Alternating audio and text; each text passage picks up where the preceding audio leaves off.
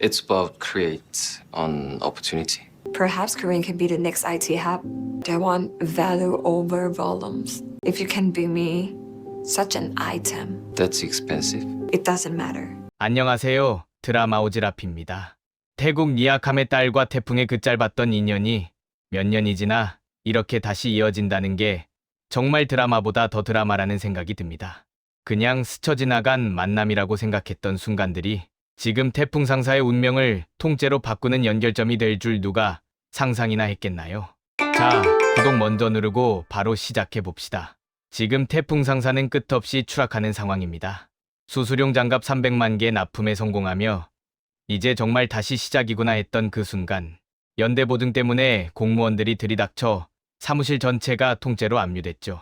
직원들은 울면서 서류랑 짐을 챙기고 오미선은 넋이 나간 사람처럼 서 있었고 태풍은 주변이 다 무너지는 와중에도 아버지 명패 하나만 들고 뛰쳐나옵니다. 태풍에게 명패는 그냥 나무 조각이 아니라 아버지의 인생, 회사의 출발점, 그리고 책임의 상징이었죠. 그런데 이 모든 연대보증 사태는 사실 배송중 아버지 회사에서 벌어진 부도 사태가 도미노처럼 터져서 만들어진 결과였습니다. 배송중 아버지 회사는 작은 회사였지만 음성인식, 적외선 감지, 소리 기반 제어 알고리즘 같은 그 시절엔 보기 힘든 IT 기술을 가진 알짜배기 개발 기업이었죠. 그런데 갑자기 대출이 막히고 신용금고에서 상환 압박이 몰아치고 거래처들이 동시에 결제를 미루는 이상한 상황이 벌어졌습니다. 이건 자연스러운 흐름이 아니라 누군가 고의적으로 부도 스위치를 눌러버린 것 같은 타이밍이었습니다. 그 뒤엔 표현준이 있었고 표현준의 손발이 되어 움직인 차선택이 있었습니다. 차선택은 이미 한번 수수용 장갑 창고 위치를 넘겨 방화 사건의 원인을 만든 적이 있었죠. 그런데 이번에는 배송중 아버지 회사의 내부 정보까지 표현준에게 전달하며 부도 조작을 돕습니다. 결국 배송중 아버지가 옥상에서 뛰어내리려 하는 사태까지 벌어지자 태풍은 직원 가족들을 지키기 위해 본인 회사도 힘든 상황에서 연대보증을 서게 됩니다. 그렇게 태풍 상사는 함께 침몰하는 길로 흘러가 버렸죠. 그런데 여기서부터가 아이러니한 부분입니다. 배송중 아버지 회사는 그냥 망하기엔 너무 아까운 회사였어요. 음성 반응 장치, 적외선 감지 센서, 밤에도 움직임을 잡아내는 경보 시스템. 이런 기술들은 IMFC 보면 상상 이상으로 앞서 있는 기술이었습니다. 태풍은 이 기술을 보면서 처음으로 우리가 싸구려 물건만 대신 파는 회사가 아니라 기술을 활용해 더 큰 시장에 갈 수도 있겠구나. 이런 새로운 가능성을 느끼게 됩니다.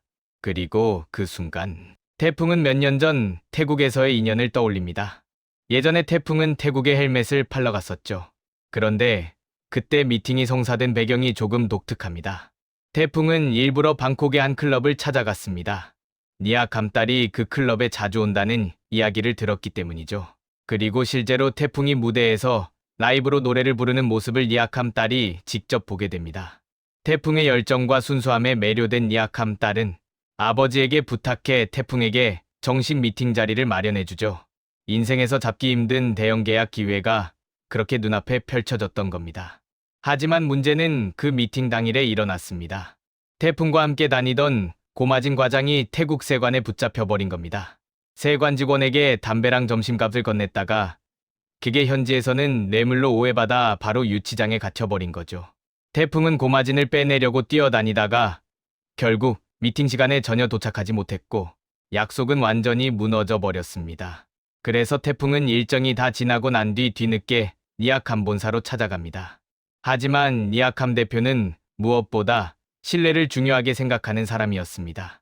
약속 시간을 어긴 업체와는 원칙적으로 거래하지 않는 성격이었죠.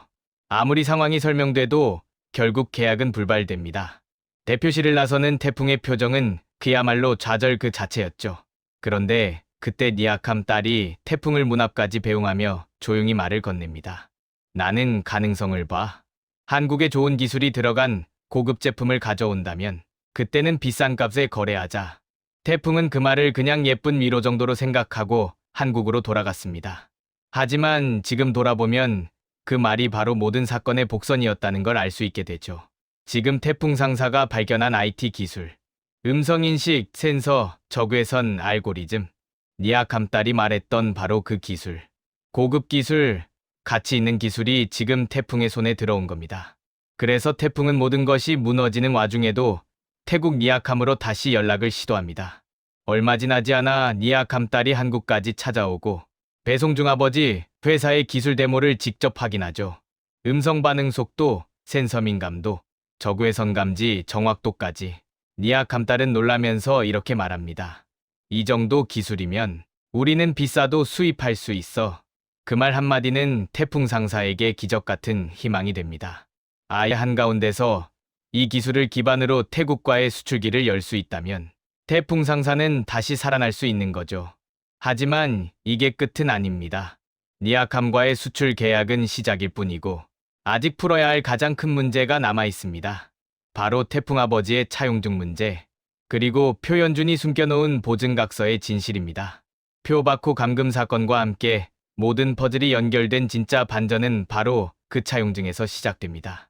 구독, 좋아요, 알림 설정 꼭 눌러주시고 태풍의 차용증이 어떻게 효력 200만%로 폭발하게 되는지는 다음 영상에서 이어집니다.